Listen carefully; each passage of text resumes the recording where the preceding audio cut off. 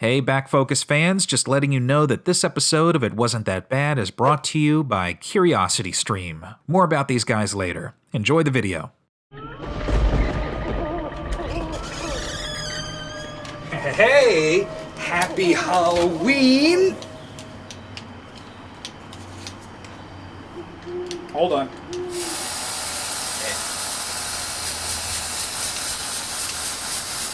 And then it doesn't turn off right away.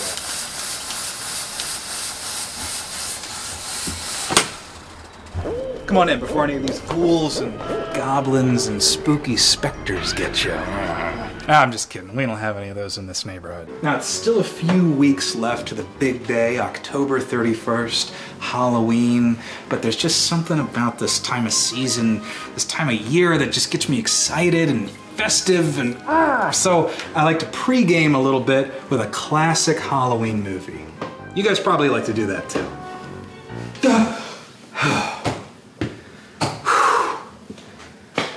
Lights. God, that looks real. Now, there are a lot of movies out there that go hand in hand with this time of year. You got A Nightmare on Elm Street, Friday the 13th, My Dinner with Andre, but one of my personal favorites, and I'm sure that this is shared by a lot of people watching, is the 1993 Disney film, Hocus Pocus. It's just a bunch of hocus pocus! I remember seeing this movie in theaters when I was around 6 years old and having my mind magically blown for an hour and a half. Hang him on a hook and let me play with him. No! I bought it, hook, line, and sinker. I was scared of the witches. I laughed at Ice's dumb shaved head. I cheered after the put a spell on you sequence, and the finale, forget it. The witches exploding in the sunlight, the dawn of a new day, and Binks's soul finally released and walking through those gates with his little sister into heaven or whatever the hell this is. Man, I walked into that theater a boy, and I walked out, well, not really a man, but just an older kid. I felt older. But as I'm sure you all know, Hocus Pocus didn't do well when it came out. Do you want to hit me? Does that cheer you up? It had a mediocre box office performance, and critics blasted it for a number of reasons. Now the witch is back! But the movie has somehow overcome these shortcomings and thrived thanks to a devoted following. So what happened with this movie? It simultaneously failed and succeeded, and I'm gonna try to get to the bottom of this. So let's light this black flame candle and see if we can't make a case for this movie before the sun rises. Here's why Hocus Pocus wasn't that bad. Oh, sweet revenge! Do you see, sister? My curse worked perfectly!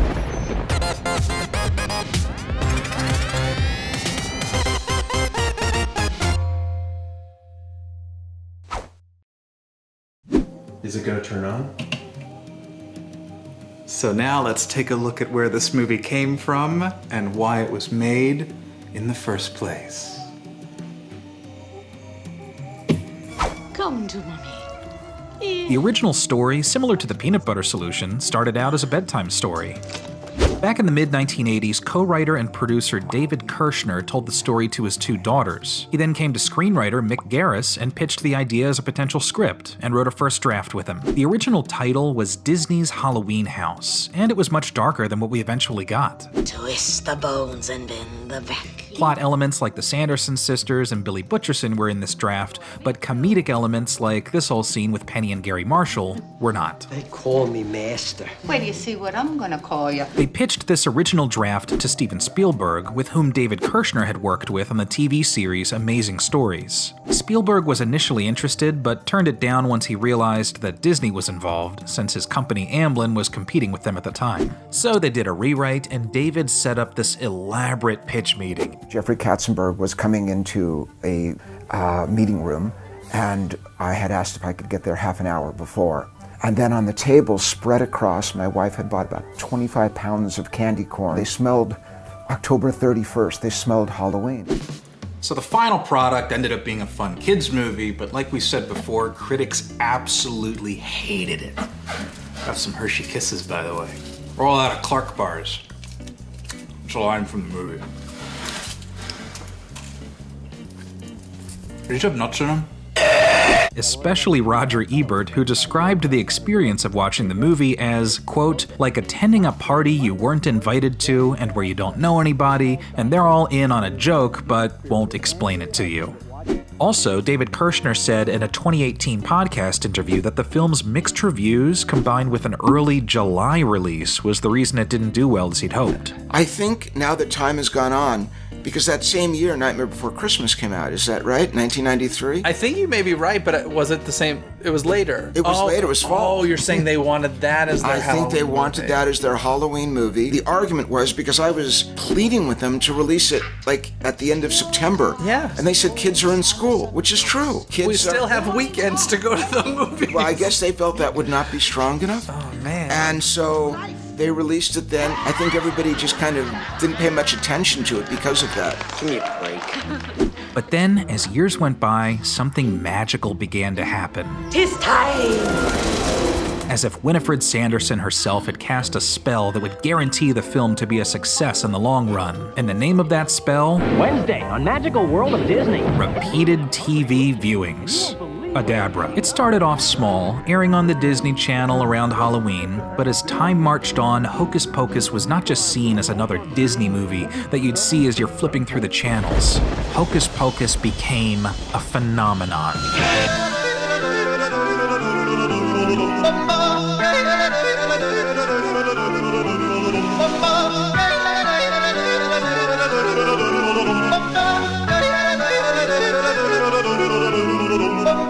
Slowly, the film simmered for years after repeated showings, and then in 2015, the internet exploded with fanaticism. Hocus Pocus tributes, parodies, tutorials, Black Sanderson Sisters, Hispanic Sanderson Sisters, song covers. I searched for Come Little Children cover on YouTube and took a random sampling of 150 uploads. This line graph represents the number of videos uploaded since 2009, and based on these numbers, they're only going to increase. Meanwhile, Freeform, formerly ABC Family, has recently changed their Halloween programming schedule from 13 days of Halloween to 31 days of Halloween. And this year, 2018, Hocus Pocus airs 19 of the 31 scheduled days, with a cast reunion, 25th anniversary Halloween Bash, and on October 31st, Hocus Pocus and the Hocus Pocus 25th anniversary Halloween Bash just air back and forth all day. My God, I can't get enough Hocus Pocus! Damn it! Meanwhile, Disney's villain stage show in Disney World evolved into the Hocus Pocus Villain Spectacular. Oh, God. I can feel my Before we all knew it, the snake began to eat itself, and Hocus Pocus wasn't just resurrected. It was as if it had never failed in the first place. Like this world where Hocus Pocus succeeded is an alternate timeline, and the universe in which it failed is just an echo of the f***ing past. The Sanderson Sisters are back!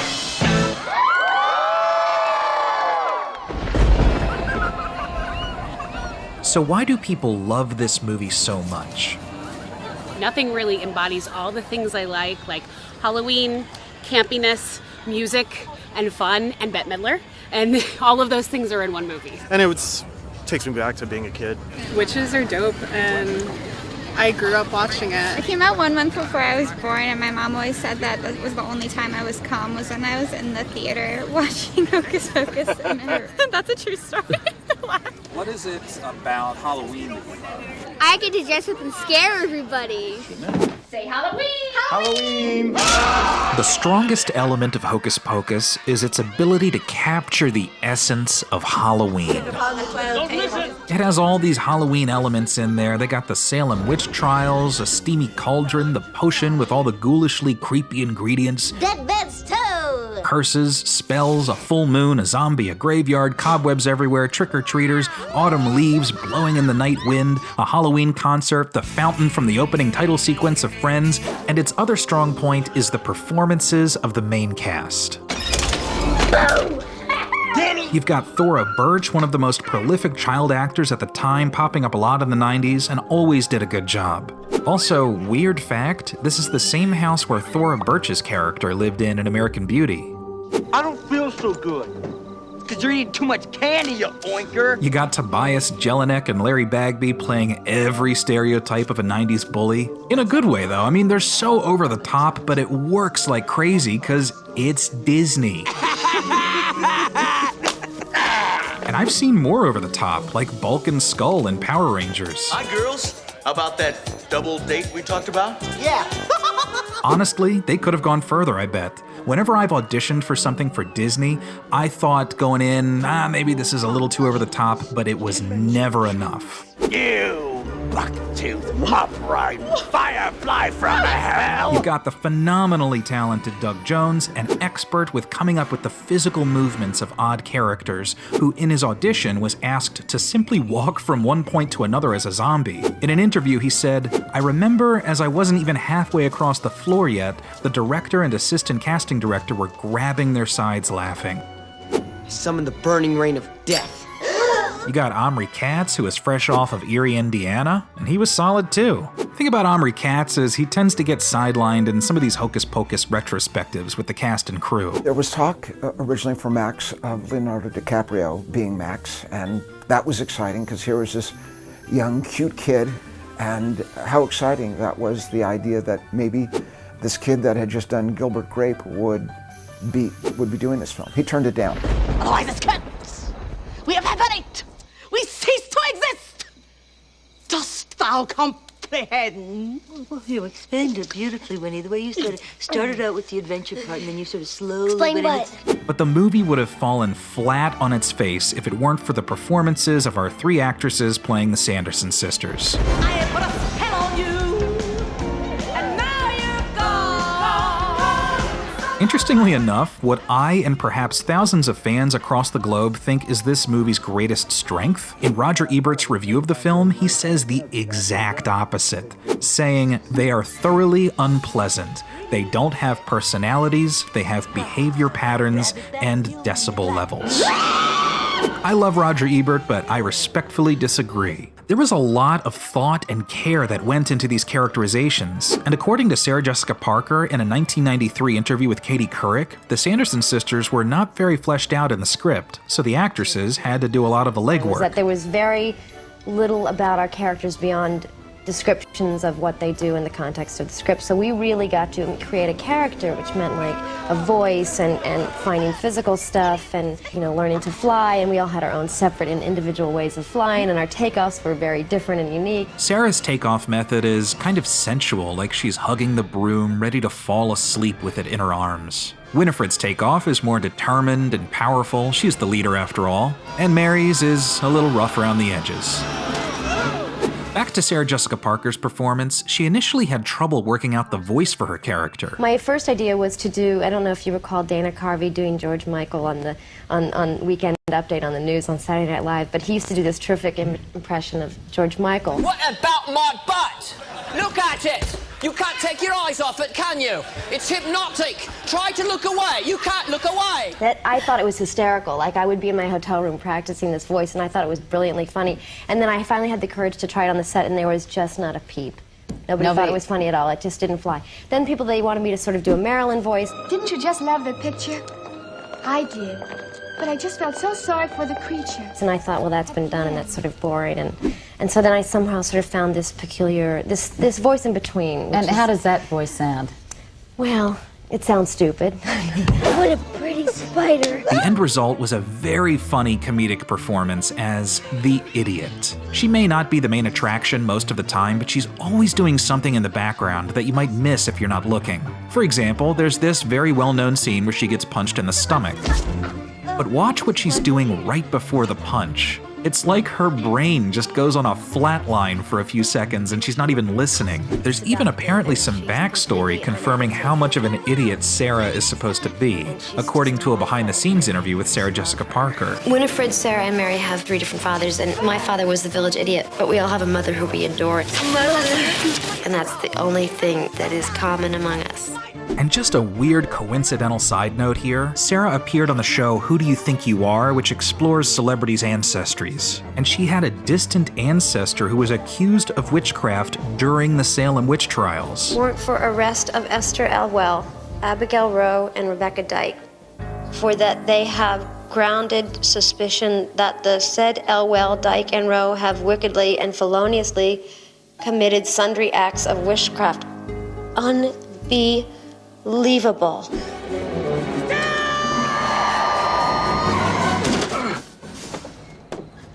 I smell children.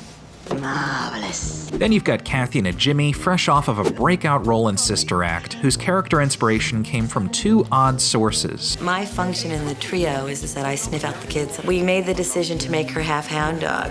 I smell children, but I don't see children. Which is really great because I get to do, stuff like this, and I get to go and bark and, do all those funny dog things.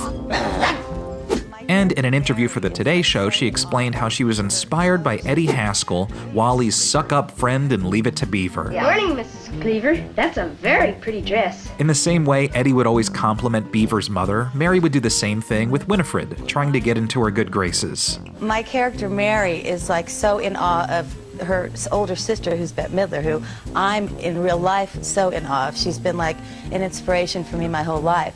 So it was really, really easy to tap into that sort of kiss ass, you're so perfect, you're so smart, Another glorious morning. Makes me sick. Last but not least, the divine one herself, Bette Midler. According to her, the character just sort of came out. The picture that I liked myself the best in was Hocus Pocus, believe it or not. Now, that picture tanked, but I thought I was really funny in it. It was a character that just appeared out of nowhere. I didn't know where that character came from.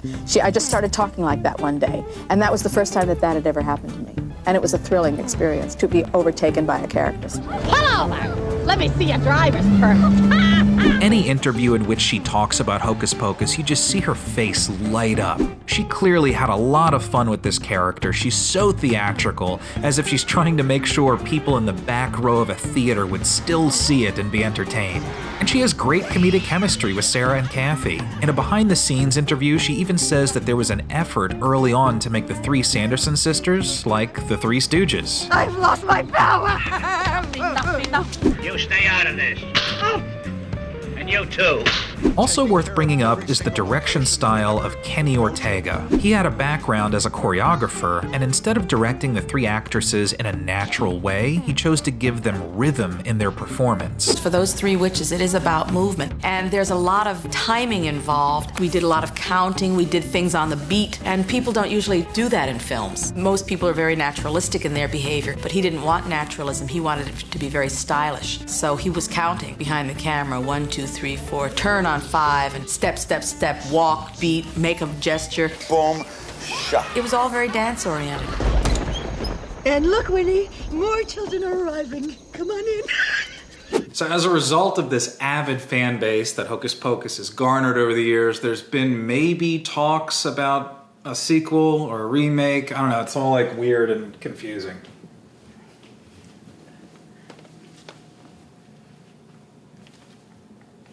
Squeeze it.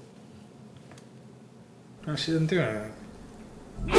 Rumors started to spread thanks to this fake movie poster that someone made, and it was posted on Facebook around 2015. And in 2017, Disney announced a remake with an all-new cast, which fans definitely didn't like. Even Bette Midler voiced her own frustrations with the thought of a remake. Quote, "It's going to be cheap. I'm not sure what they're doing with my character." And then in 2018, this book came out. Hocus Pocus and the all-new sequel, which pretty much retells word for word the original film. Then the second half of the book is a sequel in which Max is married to Allison and he's an English teacher at his original school. His daughter Poppy awakens the Sanderson sisters again, and chaos ensues. And something this book is evidence of is how Disney has recognized this recent renewed interest in Hocus Pocus. They're not just planning a sequel, but their marketing methods are clearly targeted at the younger millennial generation. From the "Witch Please" tagline on the front of the book to references to something called Instagram? I don't know. This one character uses the term BAMF. Did they really just abbreviate badass motherfucker in a Disney book? Also, if you get the recent Blu-ray release of Hocus Pocus, there's a great behind-the-scenes version of the movie with fun facts and interviews that pop up as you watch. But then there are other things they do, like putting iconic lines from the movie on screen to make it look like a meme. Oh, come on, it's just a bunch of Hocus Pocus. I get it, but I don't know, some of it's cringy. But hey, maybe I'm just a stuffy adult that just doesn't get it, man. My goodness, you can't take yourself seriously when you watch Hocus Pocus. It's about fun. That's the whole point of the movie. Oh, well, I really enjoyed the cheesiness of the movie, and also Bette Midler. One thing, there's magic in it, and I really do like magic. and it's kind of creepy, and I'm really into like that creepy stuff. Sometimes it's nice to just have fun, to let go, to have a fantasy, to imagine things. That's what Hocus Pocus is. It's not just an embodiment of the Halloween experience, it's now become a part of the Halloween experience. For countless of families across the country, it's like it's had this positive ripple effect, and kids are gonna show it to their kids, and all that cancels out any subpar box office numbers or criticisms. Like, none of that stuff matters. The movie has fun. Like, I'm having fun right now. Like, I know I look ridiculous in my outfit here. It's easy to be cynical about all these corny Halloween decorations and the 10,000 pumpkins that are in the room. There's a lot of pumpkins, but it doesn't matter. This isn't even my house. This is a stranger's house. I invited myself in through the bathroom window with 10 boxes of Halloween decorations from Joann Fabrics, and you know why? Because I wanted to create a Halloween experience for somebody else, just the way Hocus Pocus did for me. And you know what else I left here? A Blu-ray copy of Hocus Pocus. And after enough repeated viewings, they'll come to realize that it wasn't that bad.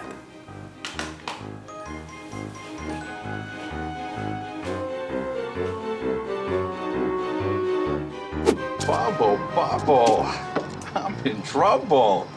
Tell me, friend, what is this contraption? I call it a bus. A bus? And its purpose? To convey gorgeous creatures such as yourselves to your most forbidden desires. Well, Nancy, we desire children. Hey, it may take me a couple of tries, but I don't think that'd be a problem. Hop on up. Marvelous! Hey everybody, thanks for watching this episode of It Wasn't That Bad, which was brought to you by CuriosityStream, a subscription streaming service that offers over 2,000 documentaries and nonfiction titles from some of the world's best filmmakers, including exclusive originals. You can get unlimited access starting at just $2.99 a month, and for our audience, any Backfocus fans out there, the first 30 days are completely free if you sign up at curiositystream.com/backfocus and use the promo code BACKFOCUS during the sign-up process. There are especially a lot of award-winning BBC documentaries and docuseries on here, from science-based series with Stephen Hawking to nature-based with David Attenborough. Again, if you want to try the first 30 days completely free, just sign up at curiositystream.com/backfocus and use the promo code BACKFOCUS, all lowercase, no spaces, during the sign-up process. Thanks for watching, guys.